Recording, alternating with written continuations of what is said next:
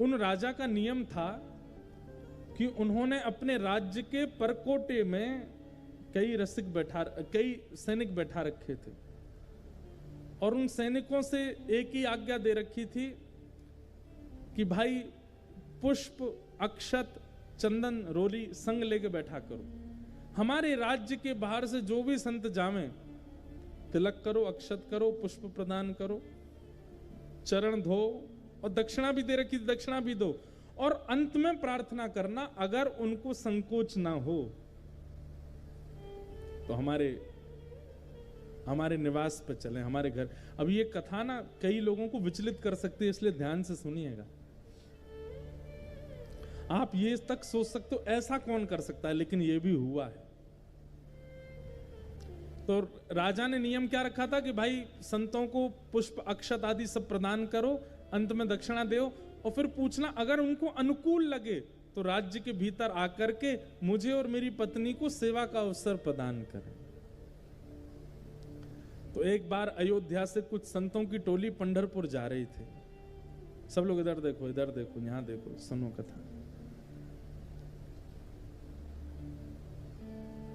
कुछ संतों की टोली जा रही थी तो बहुत थक गए थे, भोजन पानी की भी व्यवस्था कम थी। महाराष्ट्र में जैसे ही पहुंचे तो उस राजा के नगर के बाहर पहुंचे तो सैनिकों ने निवेदन किया, ये दक्षिणा अक्षत पुष्प करके। हमारे राजा जो हैं उनकी ऐसा निवेदन रहता है, अगर आपको कोई अनुकूलता प्रतिकूलता ना लगे, आपके समय में बाध्यता ना हो, आप राज्य के भीतर चलें। हमारे राजा रानी संतों की सेवा बहुत करते हैं, आप कृपा करके सेवा का अवसर प्रदान करें। तो इतनी दूर से महापुरुष चल के आए तो सबने एक दूसरे का चेहरा देखा, बोले भाई थक तो गए। अब राजा जब कह रहा है कि सेवा करेगा तो चलते हैं, पंढरपुर जाना है, एकादशी पर हमको पहुंचना, और एकादशी में अभी 5-6 दिन हैं, तब तक राजा के यहां रुक जाते हैं। और सब संत राज्य में प्रवेश कर गए।